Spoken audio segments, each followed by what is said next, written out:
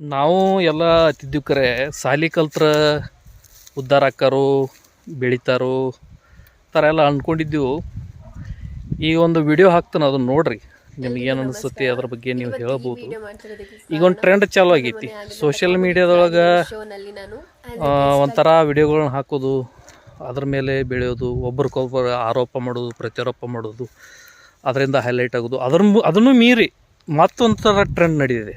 ಏನಂತಂದ್ರೆ ರಾಜಕಾರಣದಲ್ಲಿ ಬೆಳಿಬೇಕು ಅಂದರೆ ಮೊದಲು ಭಾಳ ಲಕ್ಷಾಂತರ ರೂಪಾಯಿ ಖರ್ಚು ಮಾಡಬೇಕಾಗ್ತಿತ್ತು. ಈಗ ಏನಿಲ್ಲ, ಯಾವನೋ ಒಬ್ಬನು ಬೆಳೆದಿರ್ತಾನೆ, ಆ ವ್ಯಕ್ತಿ ಬಗ್ಗೆ ಕೆಟ್ಟದಾಗಿ ಏನಾದರೂ ಮಾತಾಡಿದ್ರೆ ಅಥವಾ ವಿರೋಧವಾಗಿ ಏನಾದರೂ ವಿವಾದಾತ್ಮಕವಾಗಿ ಏನಾದರೂ ಮಾತಾಡಿದ್ರೆ ಅವರು ಒಂದೇ ದಿವಸದಲ್ಲಿ ಲಕ್ಷಾಂತರ ವ್ಯೂಗಳನ್ನು ಪಡ್ಕೊಂಡು ಬೆಳೀತಾರೆ.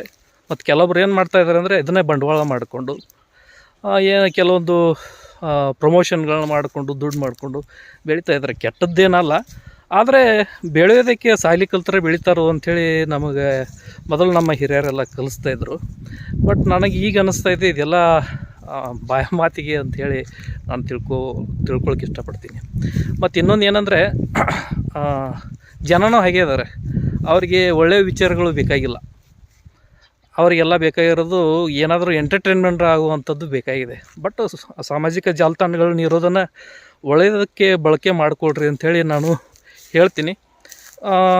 ನನ್ನ ಕಡೆಯೂ ಒಂದು ಒಳ್ಳೆಯ ವಿಚಾರಗಳಿರ್ತವೆ, ಹೇಳೋದಕ್ಕೆ ಪ್ರಯತ್ನ ಮಾಡ್ತಾಯಿರ್ತೀನಿ. ಕೆಟ್ಟ ಉದ್ದೇಶಗಳೇನಿಲ್ಲ.